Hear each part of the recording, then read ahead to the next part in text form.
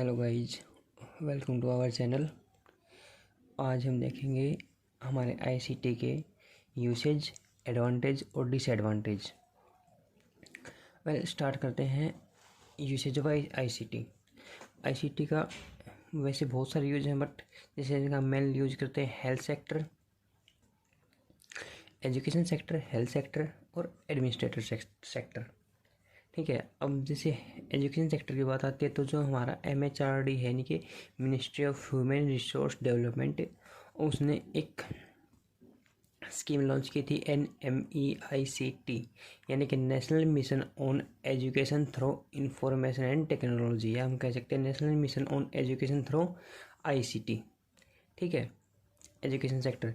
अब education sector में क्या है कि जैसे हम पहले ऑफलाइन क्लासेज अगर हम लेते थे तो हमें एक पर्टिकुलर टाइम पे जाना होता था। जैसे मान लो अगर हमारी क्लास 9 बजे है तो हमें 9 बजे वहाँ पर पहुँचना होता था। उसके बाद अगर हम लेट पहुँचते तो हम पहले वाली जानकारी मिस कर देते थे। बट अब जैसे आपकी ऑनलाइन क्लासेज है तो अब आपको किसी भी टाइम, एनी टाइम, एनीवेयर आप इसको देख सकते हैं। इसके लिए आपको कहीं पर जाने की भी ज़रूरत नहीं है।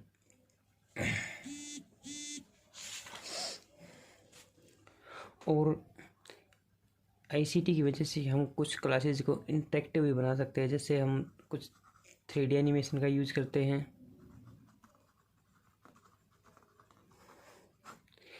और जैसे भी हमारी केमिस्ट्री है, फिजिक्स है, उनके भी हम जो एक्सपेरिमेंट होते हैं उनको भी हम 3D में दिखा सकते हैं, जो कि बहुत ही इंटरेक्टिव क्लासेस लगती हैं।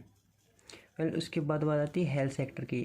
हेल्थ सेक्टर में आईसीटी ने बहुत हेल्प की है और बहुत ही हेल्पफुल रहेगा, क्योंकि हमें किसी पेशेंट का पिछला रिकॉर्ड रखना होता है तो हम एक कंप्यूटर की मदद से पिछला रिकॉर्ड इजीली मेंटेन कर सकते हैं, और जो भी डिजीज़ आती हैं उनका हम इजीली इलाज ढूंढ सकते हैं। ये जो हमारा डाटा होता है, डाटा को मेंटेन करने में सबसे ज़्यादा हेल्प करता है हेल्थ सेक्टर में, और इसी से स्टार्ट हुई है ई-हेल्थ प्रोग्राम की। यानी कि हम इंटरनेट के थ्रू हम वैसे भी कुछ जानकारी देख सकते हैं, या हमें कोई भी अगर हमें मेडिसिन अगर दी गई है तो हम उसके बारे में इंटरनेट पे जाके सर्च करके उसके बारे में हम जानकारी ले सकते हैं कि वो हमारे लिए यूज़फुल है या नहीं है। इसके बाद आती है इन एडमिनिस्ट्रेटर सेक्शन, यानी कि जो हमारा शासन है वो। पहले क्या होता था कि हमें कोई भी योजना अगर सरकार लॉन्च करती थी तो वो हर एक इंसान आदमी तक नहीं पहुंच पाती थी। अब आईसीटी या इंटरनेट आने की वजह से हर एक योजना को हम ऑनलाइन जाके देख सकते हैं और उसे हर इंसान यूज कर सकता है, और उसका रिस्पॉन्स भी सरकार को मिल सकता है कि कितने व्यक्तियों तक यह योजना पहुंची, कितने तक ये नहीं पहुंची। और उसके बाद आती है advantage. Rapid pace of communication. Rapid यानी कि एक तेज, ऐसा तेज कम्युनिकेशन स्किल डेवलप हुई है कि भाई हम इजीली कहीं पे भी किसी भी समय कनेक्ट हो सकते हैं। इसमें आती है हमारे सबसे पहले जैसे हमारी ईमेल।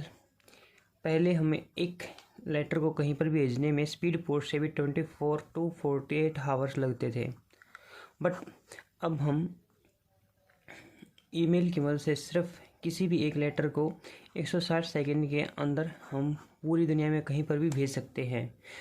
जब आप देख सकते हैं कि पहले 24 से 48 घंटे लगते थे, अब 160 सेकंड के अंदर ही हम एक लेटर को, चाहे वो 20 पेज का हो चाहे वो 40 पेज का हो, उसको हम भेज सकते हैं। और इससे हमारे जो पेपर सेविंग है वो भी होती है, क्योंकि पहले बहुत ही ज़्यादा पेपर वेस्ट होते थे, बार बार प्रिंट करना, उनको भेजना, और टाइम वेस्टिंग भी था। अब हम उसको सिर्फ बहुत ही इजीली भेज सकते हैं।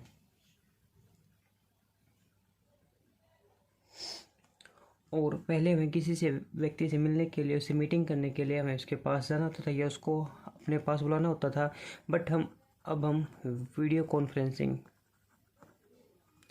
के ज़रिए हम बैठे एक देश से दूसरे देश में भी हम मीटिंग ले सकते हैं और इसमें हम जितने मेंबर चाहें ज्वाइन कर सकते हैं। वेल इसके बाद आता है कॉस्ट इफ़ेक्टिवनेस, यानी कि लागत में कमी। अब देखो, पहले हमें एक मीटिंग अरेंज करने के लिए हमें जाना होता था, वो हमारा वो खर्चा अलग होता था, बट उसके बाद जो हमारी कॉन्फ्रेंसिंग होती थी उसमें टाइम वेस्ट होता था, वो अलग था। बट अब हम इसे बहुत ही सस्ते और कम टाइम में कर सकते हैं। लाइक एज अगर हम एक ईमेल को ले लें तो पहले हमें 40 पेज की कॉस्ट देनी होती थी प्लस प्रिंटिंग, बट अब हम एक सॉफ्ट कॉपी भेज के ही हम अपना काम कर सकते हैं, एक सॉफ्ट कॉपी ईमेल के थ्रू। अच्छा, कुछ स्टूडेंट्स कन्फ्यूज रहते हैं कि सॉफ्ट कॉपी क्या है और हार्ड कॉपी क्या है।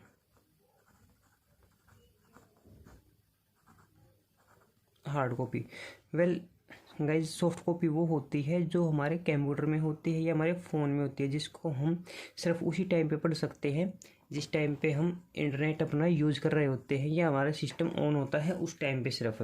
बट हार्ड कॉपी क्या होती है, जब हम किसी एक सॉफ्ट कॉपी का प्रिंट निकाल के उसे हम एक पेज पर ले लेते हैं, उसको हम फिर हार्ड कॉपी बोलते हैं। वेल गाइज, वैसे तो सॉफ्ट कॉपी हमारा कॉस्ट इफेक्टिवनेस तो है, बट अगर हमारा सिस्टम क्रैश हो जाता है या फिर कोई और प्रॉब्लम हो जाती है तो हम इसको नहीं देख सकते, इसलिए वजह से हमें कई बार हार्ड कॉपी रखनी होती है। उसके बाद है डेवलपमेंट ऑफ एजुकेशन, एजुकेशन के डेवलपमेंट में हेल्प। गाइस, हमने ऊपर भी पढ़ा था, ये हम किसी टाइम कहीं पर भी देख सकते हैं, बट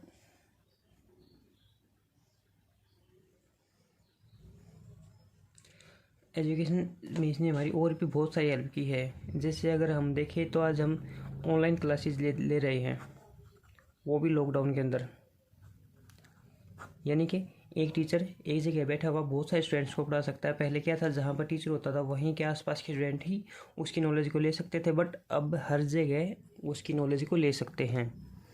वेल, और एक जो स्कूलों में चला था एजुसेट सिस्टम, वो आईसीटी एजुकेशन का सबसे बड़ा एग्जांपल है। और वेल गाइस, आजकल जैसे हमारे जो यूट्यूब से हम पढ़ रहे हैं वो भी इसी की वजह से, आईसीटी की वजह से हमारा हो पाया है। अवेलेबिलिटी, आजकल हमें हर चीज़ इंटरनेट पर मिल जाती है। वेल गाइस, जैसे हमें पहले एक फ़ोन ख़रीदने के लिए या लैपटॉप ख़रीदने के लिए हमें किसी बड़े शहर में या किसी दुकान पे जाना होता था, बट आजकल हम उसको घर बैठे ही खरीद सकते हैं। जैसे हमारे कुछ एप्लीकेशन हैं, अमेज़ोन है, फ्लिपकार्ट है, एटसेट्रा, बहुत सारी हैं जिनसे हम कुछ भी चीज़ खरीद सकते हैं। और सबसे बड़ी बात, नॉलेज, किसी भी चीज़ की नॉलेज आज हम घर बैठे इजीली ले सकते हैं। अगर जैसे हमें नहीं पता कि भाई एंड्रॉयड क्या है या विंडो क्या है, तो गाइज हम सिर्फ लिख कर सर्च करेंगे कि व्हाट इज़ एंड्रॉयड, तो हमें कोई भी सर्च इंजन हमें उसका पूरा डाटा दे देगा कि वो एंड्रॉयड है क्या, विंडो है क्या। सो हमारे पास हर चीज़ ईजिली अवेलेबल हो गई है इसकी वजह से। Creation of new jobs, well guys, हमें पता है कि कोई भी चीज़ अगर मार्केट में आती है तो उसके साथ उसकी जॉब्स के चांसेस भी बढ़ जाते हैं। वेल, अब आईटी सेक्टर में, आईटी यानी कि इंफॉर्मेशन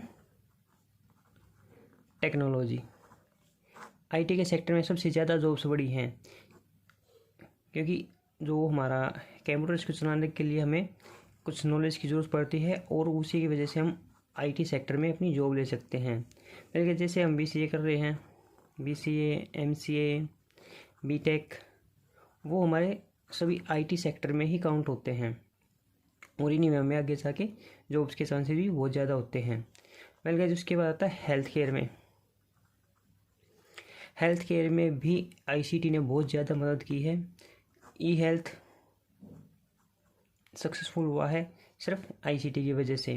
ई हेल्थ मतलब कि भाई देखो, अगर एक डॉक्टर ने आज एक जगह पर कोई एक्सपेरिमेंट किया या उसने कोई इलाज किया तो वो उसको किसी दूसरे डॉक्टर के पास भी भेज सकता है। पहले इसको भेजने के लिए कुछ टाइम लग जाता था। और वेल गाइस, हमें देखा भी है कि भाई आजकल वीडियो कॉन्फ्रेंसिंग से डॉक्टर ऑपरेशन भी कर रहे हैं। तो उसको भी हम इजीली देख सकते हैं। और सबसे ज़्यादा हेल्पफुल होता है जो हमारे मेडिकल स्टूडेंट होते हैं उनके लिए। मेडिकल स्टूडेंट्स 3D एनिमेशन की सहायता से बहुत सारी चीज़ों को ईजिली देख सकते हैं। वैसे गाइस जैसे हमें पता है भाई जिस भी चीज़ के एडवांटेज होते हैं उसके साथ में उसके डिसएडवांटेज भी होते हैं। अब देखते हैं इसके डिसएडवांटेज। सबसे बड़ी बात अनएम्प्लॉयमेंट। मतलब आप कहेंगे कि भी तो इसने जॉब क्रिएट की थी, अभी अनएम्प्लॉयमेंट की बात आ गई। अनएम्प्लॉयमेंट इस वजह से आया कि जैसे भाई पहले एक कंपनी में जहाँ पर 10 व्यक्ति काम करते थे अब उनकी जगह सिर्फ एक पीसी या एक रोबोट ने ले ली है, जो 10 की जगह पे एक काम कर रहा है और इनसे ज़्यादा इफेक्टिव वर्क कर रहा है। तो हर कंपनी 10 व्यक्ति बजाय एक रोबोट रखना पसंद करती है, बिकॉज ये काम इफेक्टिव करता है और इनकी लागत भी बचती है। इस वजह से अनएम्प्लॉयमेंट भी हुआ है।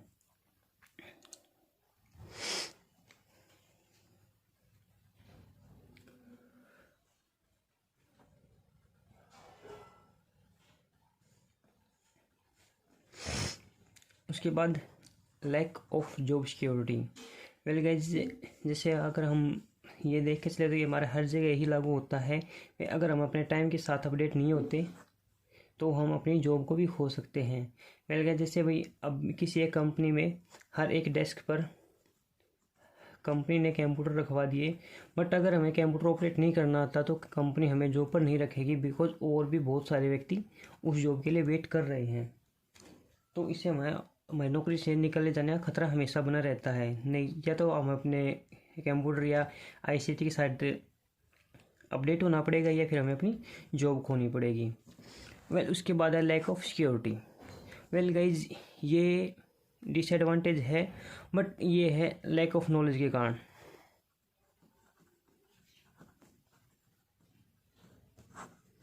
अब आप कहोगे कि लैक ऑफ नॉलेज कैसे?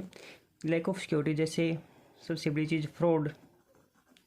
आपने बहुत बार न्यूज़ पढ़ी होंगी भाई उन्होंने फ्रॉड करके किसी के अकाउंट में से 40,000 रुपये निकाल लिए, 1 लाख रुपये निकाल लिए। वेल गाइज ये सभी लैक ऑफ सिक्योरिटी की वजह से हैं, क्योंकि हमें नहीं पता कि भाई हमें अपने डेबिट कार्ड या क्रेडिट कार्ड का नंबर शेयर नहीं करना होता, उसका CVV यानी कार्ड वेरिफिकेशन वैल्यू भी शेयर नहीं करनी होती, बट हम इसको किसी वजह से शेयर कर देते हैं जिससे वजह से हमारी सिक्योरिटी खतरे में पड़ जाती है। वेल एक चीज़ और आती है इसमें, हैकिंग। ये सबसे बड़ा खतरा है, क्योंकि हमें हो सकता है कि हम किसी के पास कुछ पर्सनल ईमेल भेज रहे हों और अगर किसी ने हमारी ईमेल को हैक कर लिया तो हमारी सारी इन्फॉर्मेशन को ले सकता है। Barriers of daily life. Daily life में भी इसके कुछ बैरियर्स हैं, जैसे कि सबसे बड़ा virus.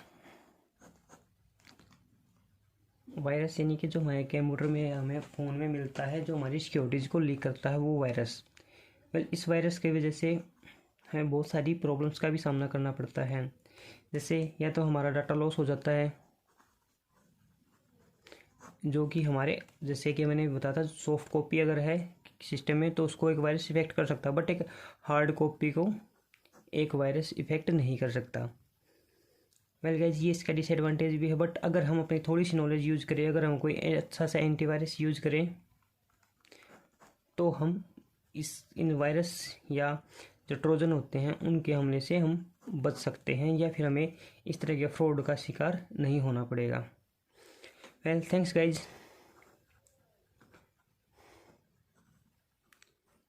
Subscribe channel and keep support.